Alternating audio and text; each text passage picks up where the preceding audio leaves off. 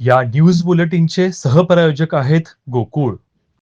कोल्हापूर महापालिकेच्या निवडणुकीत महायुतीकडून भाजप 33 जागा लढवेल अशी माहिती खासदार धनंजय महाडिक यांनी पत्रकार परिषदेत दिली. खासदार महाडिक म्हणाले की जिल्ह्याच्या विकासासाठी राज्य आणि केंद्र सरकार प्रयत्नशील आहे. राष्ट्रीय आणि राज्य महामार्गाचं काम गतीनं होत आहे. कोल्हापूर महापालिकेच्या मागच्या निवडणुकीत तारा राणी आघाडी आणि भाजप पक्ष म्हणून आम्हाला 33 जागा मिळाल्या होत्या. आता तारा राणी आघाडी म्हणून निवडणूक लढवणार नाही. गेल्या निवडणुकीत राष्ट्रवादी काँग्रेसला 14 जागा मिळाल्या होत्या, तर शिवसेनेचे 4 नगरसेवक होते. ज्यांचे नगरसेवक ज्या ठिकाणी निवडून आले आहेत त्या जागा त्याच पक्षाकडे राहतील. त्याप्रमाणे भाजप 33 उमेदवार उभे करणार आहेत. काँग्रेसनं जिंकलेल्या 29 जागांचा प्रश्न आता शिल्लक आहे. त्या जागांची विभागणी महायुतीमध्ये होईल. गेल्या निवडणुकीत आमचे 7 उमेदवार 500पेक्षा कमी मतांनी पराभूत झाले होते, तर 12 उमेदवार 1000पेक्षा कमी मतांनी पडले. त्यामुळे ह्या 29 जागांपैकी 12 ते 15 जागा भाजप लढवू शकतो, असं खासदार महाडिक यांनी सांगितलं.